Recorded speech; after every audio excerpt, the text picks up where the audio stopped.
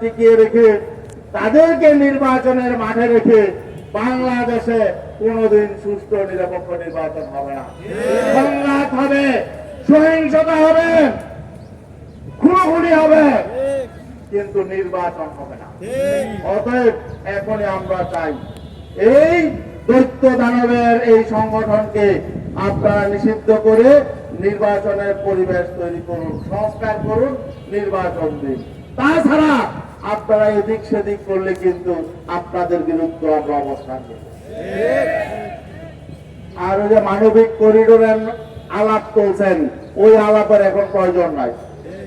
মানবিক করিডোর বিশ্বে যে জায়গায় দেওয়া হয়েছে, জাতিসংঘের মধ্যস্থতায় আমরা দেখেছি সেখানকার পরিণতি কি হয়েছে। আমরা আমাদের দেশের 1 ইঞ্চি মাটি, আমরা 1 ইঞ্চি মাটিও আমরা সাম্রাজ্যবাদীদের পরিকল্পনা বাস্তবায়নের জন্য ছাড় দিব না ইনশাআল্লাহ। ও থেকে ফিরে আসেন, আপনারা রুটিন কাজ করেন, এর বাইরে আন্তর্জাতিক কোন চুক্তি করা আপনাদের প্রয়োজন নাই। ভারতের সাথে চুক্তি যেগুলো আছে এগুলো অকার্যকর এমনিতেই হয়ে গেছে।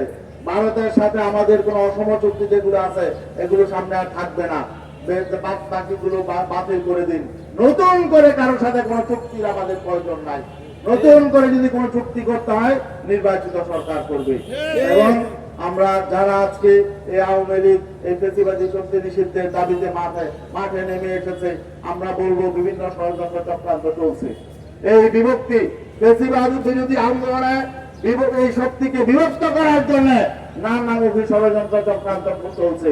আমরা বলবো এই ফ্যাসিবাদ বিরোধী জাতীয় ঐক্য রাজপথে যে গড়ে উঠেছে, এই ঐক্য টিকিয়ে রাখতে হবে। আমাদের কিন্তু আন্দোলন এখনো শেষ হয় নাই, বহু পথ আমাদের অগ্রসর ঐক্যবদ্ধ হবে। এজন্য আমরা বলবো আপনার কোন ষড়যন্ত্র চক্রান্তে আপনার পা দিবেন না, ঐক্যবদ্ধ থাকতে হবে। নতুন ফ্যাসিবাদ যাতে আবার বাংলাদেশে পুনর্বাসিত হতে না পারে এ ব্যাপারে আমাদের সতর্ক থাকতে হবে। সবাইকে ধন্যবাদ। সালামু আলাইকুম ওয়া রাহমাতুল্লাহ।